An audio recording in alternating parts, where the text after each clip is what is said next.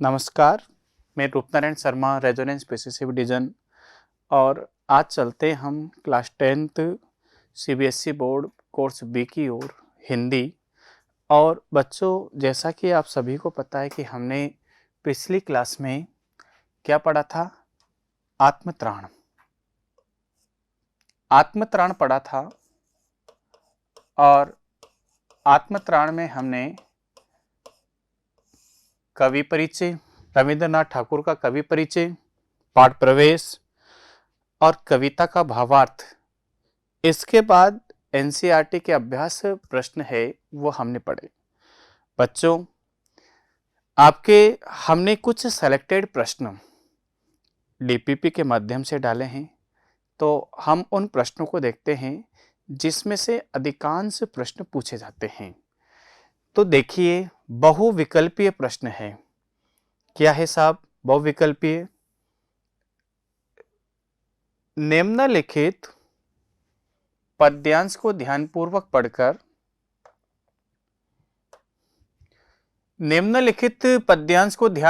पढ़कर उत्तर दीजिए। कोई कहीं सहायक न मिले तो अपना बल पौरुष न हिले। अरे हानि उठानी पड़े जगत में, लाभ अगर वंचना। मैंने आपको ये पिछली क्लास में भी बता दिया था। वंचना यानी धोखा देना, धोखा देना। तभी भी मन में न मानो क्षय, अरे मेरा त्राण करो अनुदिन तुम। अनुदिन यानी प्रतिदिन, प्रतिदिन। प्रतिदिन क्या करो? मेरी प्रार्थना नहीं, बस इतना होवे करुणामय कि तरने की हो शक्ति अनामय। अनामय, रोग रहित होकर के बीमार ना पड़ूं, और बीमार भी पड़ूं तो उस बीमारी को सहने की शक्ति मेरे अंदर होना चाहिए। अरे मेरा भार अगर लघु करके न दो सांत्वना नहीं सही। मैं ऐसा नहीं कहता कि आप मेरे भार को, मेरी सांसारिक जिम्मेदारियों को कम करो, नहीं, और बढ़ाओ। केवल इतना रखना अनुनय। अनुनय यानी विनती इतनी सी रखना कि वहन कर सकूं इसको निर्भय, कि मैं निर्भय होकर के इसको वहन कर सकूं। प्रश्न नंबर 1, प्रस्तुत काव्यांश किस कविता से लिया गया है? तो प्रस्तुत काव्यांश किससे लिया गया है? आत्मत्राण, आत्मत्राण कविता से। ये कभी कभी प्रश्न पूछा जा सकता है। बच्चों, प्रश्न नंबर 2 है आपके सामने। कवि ईश्वर से क्या कामना करता है? प्रसन्न रहने की, दुखी होने की, सहारा देने की और स्वस्थ रहने की। क्या कामना करता है? स्वस्थ रहने की, शक्ति अनामय, बीमारियों से लड़ने की शक्ति, यानी स्वस्थ हमेशा मैं रह सकूं। बिल्कुल।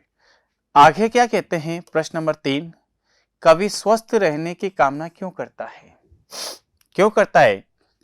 ताकि वह प्रसन्न रह सके, ताकि अपना कार्य समय कर सके, ताकि किसी का सहारा न लेना पड़े, ताकि अपने बल पर भवसागर को पार कर सके।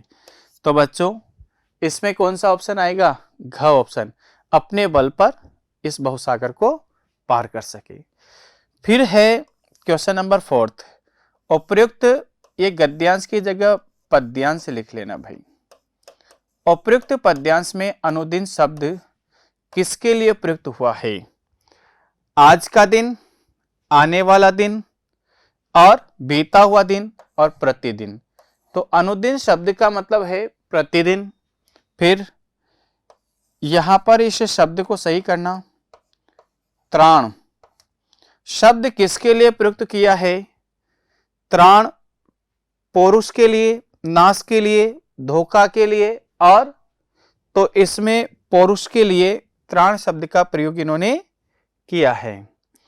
बच्चों, आगे चले हम। ये पढ़ लिया हमने। प्रश्न नंबर 2 देखिए आप। प्रश्न नंबर 2 है, निम्नलिखित पद्यांश को पढ़कर उत्तर दीजिए। अरे नित्य सिर होकर सुख के दिन में, तव मुख पहचानू छिन्न छिन्न में।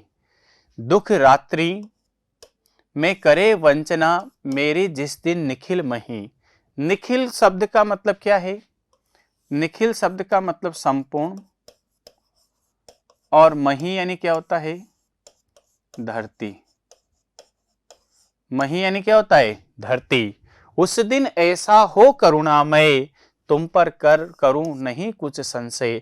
संशय यानी डाउट, तेरे पे कुछ भी डाउट ना करूं। प्रश्न नंबर 1 देखिए आप। उपर्युक्त काव्यांश में वंचना। वंचना कई बार हमने पढ़ा। वंचना यानी क्या होता है? धोखा देना। ये बात समझ में आ गई आपको? आगे चलें।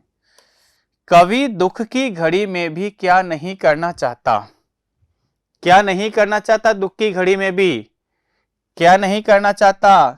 संशय नहीं करना चाहता, यानी दुख की घड़ी में भी भगवान पर किसी भी तरह के डाउट नहीं रखना चाहता है। आगे चले बच्चों, आगे चलिए। उपर्युक्त काव्यांश के कवि कौन है साहब? रविंद्रनाथ ठाकुर, जैसा आप सभी को पता है। आत्मत्राण किसने लिखा? रविंद्रनाथ ठाकुर ने। फिर है अगला, नेक्स्ट प्रश्न है, निखिल मही द्वारा वंचना का अर्थ क्या है? अर्थ है निखिल मही, निखिल यानी संपूर्ण, मही यानी धरती, वंचना यानी धोखा। तो देखो, सारी सृष्टि द्वारा धोखा देना, सारी सृष्टि को धोखा मिलना, सारी सृष्टि को धोखा देना, और कोई नहीं, सारी सृष्टि के द्वारा धोखा देना। बिल्कुल बिल्कुल आ जाएगा, सारी सृष्टि द्वारा धोखा देना। बिल्कुल आएगा, नहीं आएगा? आगे चले बच्चों। ये लघुत्रात्मक प्रश्न है। लघुत्रात्मक का प्रश्नों का मतलब होता है ऐसे प्रश्न जिसकी शब्द सीमाएं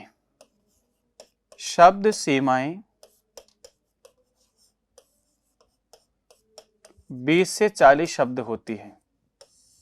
20 से 40 शब्द होती है, तो उनको क्या कहते हैं हम? लघु उत्तरीय प्रश्न। अब इसमें है प्रश्न नंबर 3, देखो आप। विपदा हूं से मुझे बचाओ, यह मेरी प्रार्थना नहीं। इस कथन में कवि क्या कहना चाहता है? आत्मत्राण कविता के आधार पर लिखिए।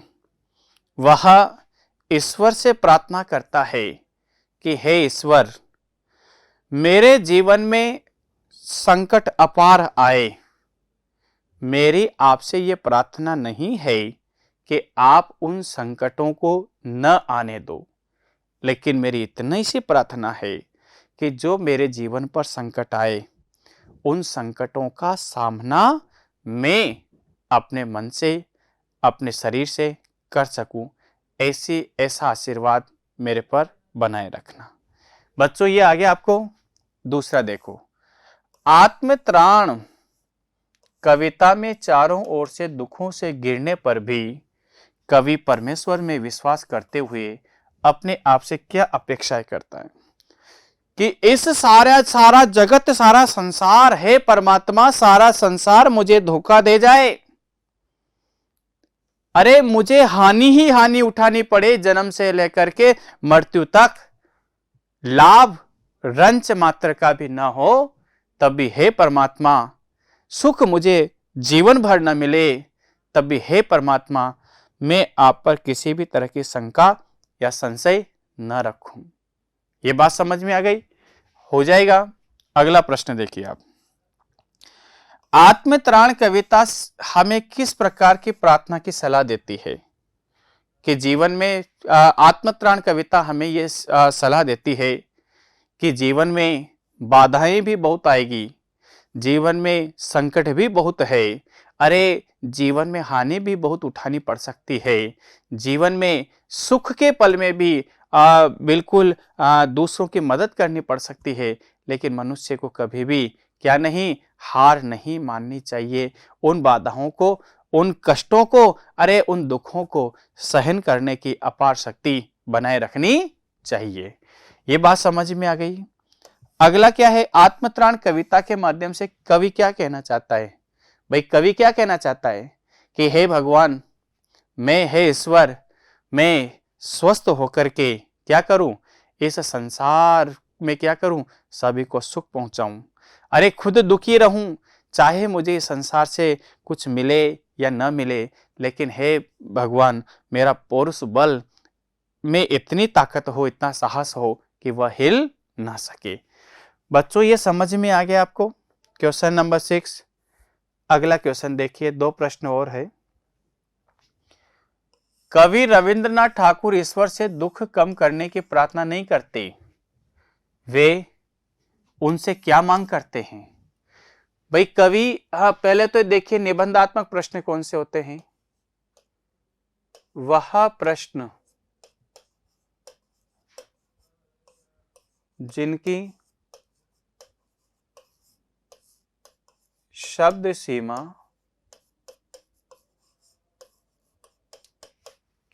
कितनी हो,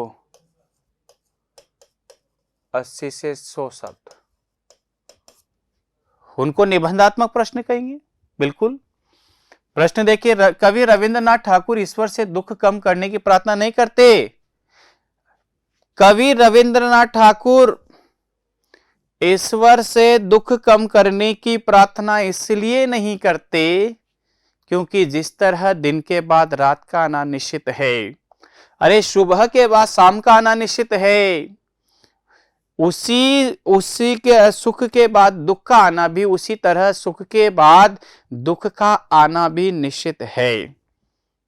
और जो सुख और दुख को एक समान लेकर के चलते हैं, वही जीवन को जी पाते हैं।